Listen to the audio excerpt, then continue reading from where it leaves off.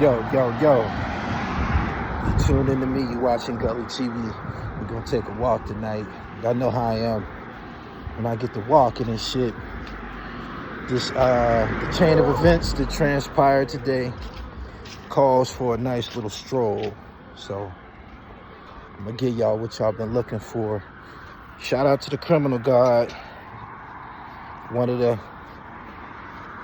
extremely talented MCs you see on the Real Gully TV from Southside Jamaica, Queens. Listen, right? Today was a very, very exciting day.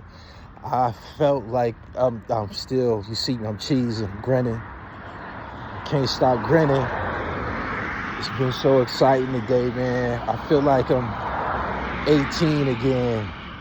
What I mean by that is when I was 18, that's prime mixtape era. You know what I'm saying? And the mixtapes, they unfolded like soap operas and shit. You know what I mean? You know how you watch the soap operas, you had your favorite characters, Victor Newman and all these different people, these different high-powered dons and villains and shit like that. Today reminded me of 94, 95, 96 when a CD would come out. And I would wake up in the morning, somebody probably called me and told me, yo, did you just hear that? Such and such, Tupac just said this, or Biggie just said this, or, you know, the boot camp clique just did this. It was one of those days today. Shout out to Raekwon, the chef. His project,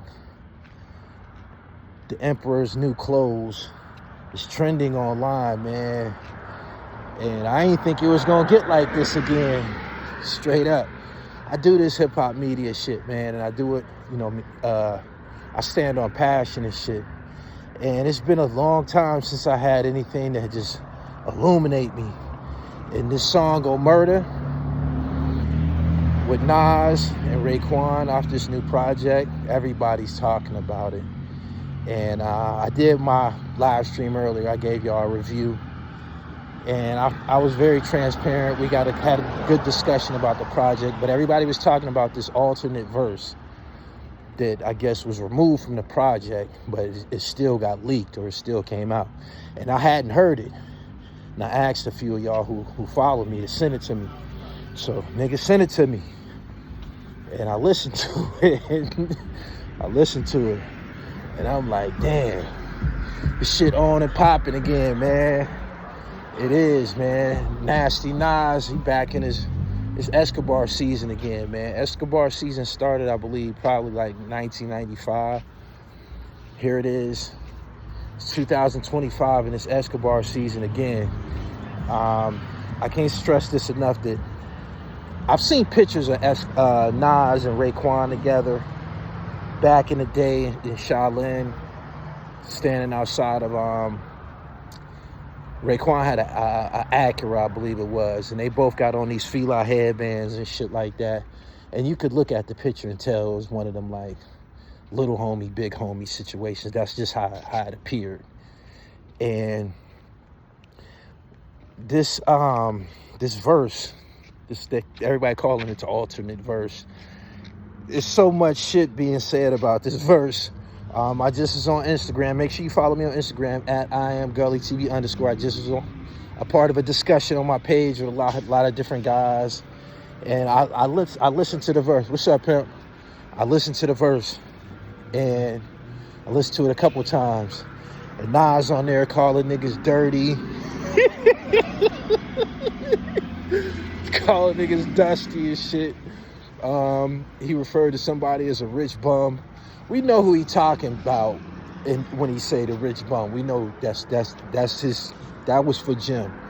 But some people were saying that possibly this verse was removed from the project and became a separate entity. They calling it an alternate verse. It became a separate entity because it was removed from the project. Some people were saying that some of that shit that he was saying on there was directed at Young Noble, who just like, it's probably been about 10 days or 2 weeks. He passed away of an alleged suicide. That's what people are saying and shit. Rest in peace to him. Before he passed away, one of the last songs that he dropped, Young Noble's from the Outlaws, and he dropped a Nas diss. And I guess that people speculating that some of the shit that Nas said on this alternative verse was directed at him, but when he passed away, it was removed from the project. Nevertheless, it just felt like the 90s again, man. You know what I'm saying? Back when we would go buy a CD, and then you just don't just buy the CD and shit. You read the inside cover, and you go to the store and you buy a few magazines because you got to read up on what's going on and shit like that. We didn't have the internet back then, and if you weren't able to listen to the top radio stations like Hot 97 or whatever radio station was popping in New York City, you kind of had to get your news by way of the trickle-down effect through other forms of media, mainly magazines and shit.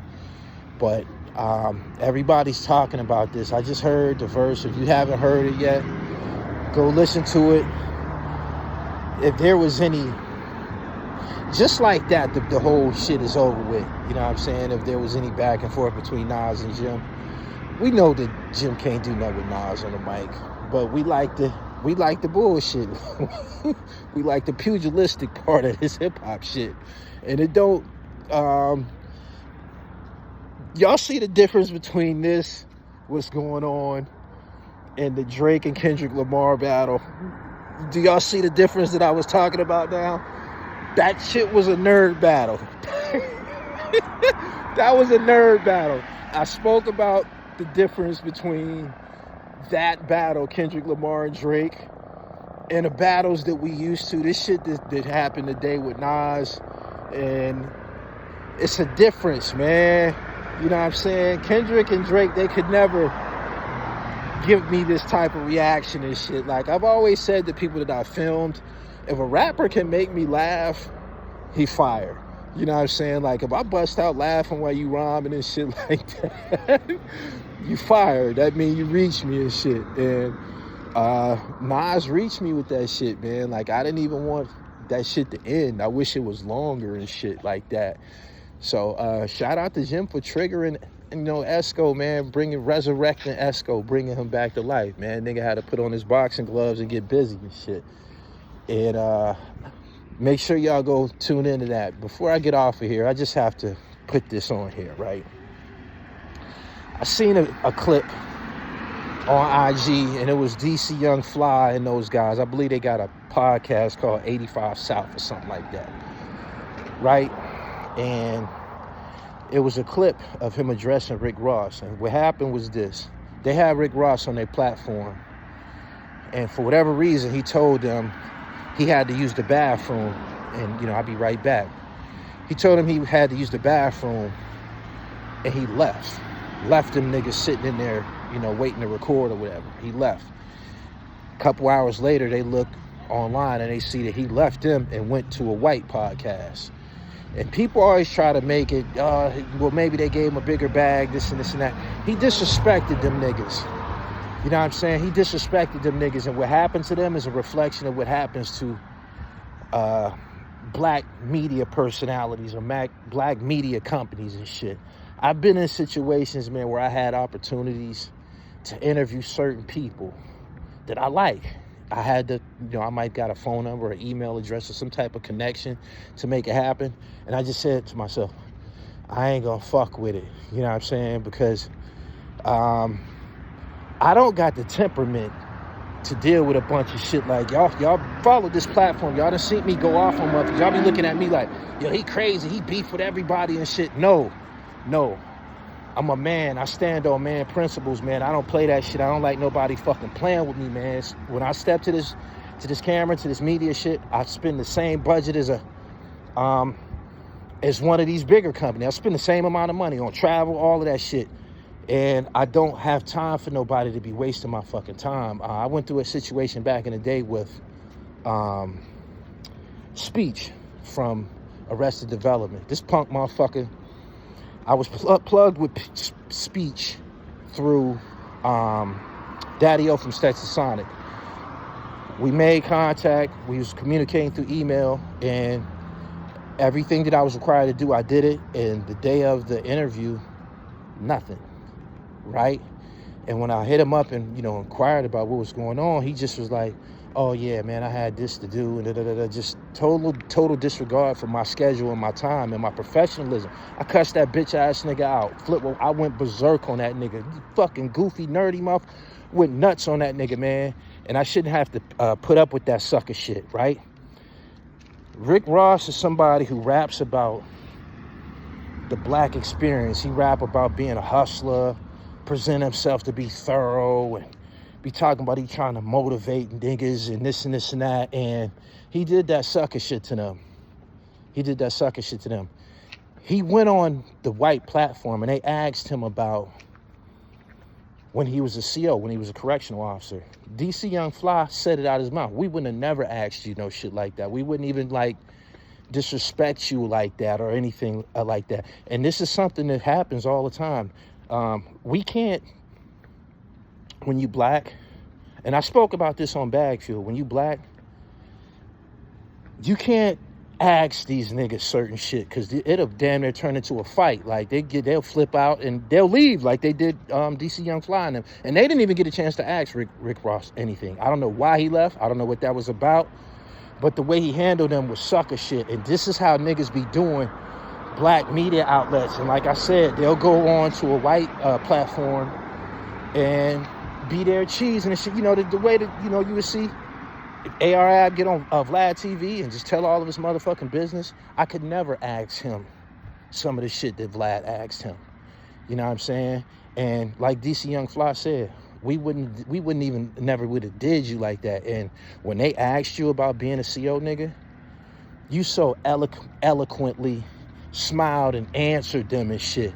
And you know it wouldn't have went like that with black people. Niggas need to stop doing that shit, man. Do not undermine the power of black media, of urban media, of YouTube personalities and shit like that, because we are the news.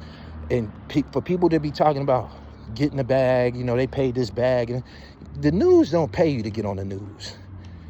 They don't. The news don't. When the news is doing coverage of something that's going on, they do not pay a motherfucker to get on there. You got an option whether you want to get on and, you know, converse with the reporters or whatever, and that's it. They don't fucking pay you. Your compensation is media coverage, marketing, you know what I'm saying, promotion and shit like that. I don't know where that came from. I believe Vlad probably interjected that and made that a thing where people be feeling like they supposed to get paid. You're not supposed to get paid shit. You know what I'm saying? You're getting paid attention. When a motherfucker put their camera on you, people are paying you attention. And because of that, you can sell tickets to your shows. You can sell merchandise. You can bust different moves and shit. You know what I'm saying? Because you've been on somebody's platform who has thousands, hundreds of thousands of followers and people tuning in. We are the news. You know what I'm saying? We are the news. Doggy Diamonds, myself, Bag Fuel, others. We are the news and shit. You know what I'm saying? So y'all need to remember that shit. That's all I got to say right now, man. Make sure y'all subscribe to the channel. Hit the bell so you get the notifications and you can keep getting this hip-hop, sports, and fashion news. I'm on Instagram at @IamGullyTV_. Shout out to Raekwon and Esco, man, for restoring the feeling. And shout out to everybody that appeared on that album, The Emperor's New Clothes, man, appropriately titled, man. Hip-hop, sports, and fashion, man. I cover that shit. This album got two of the elements, hip-hop and fashion. Peace.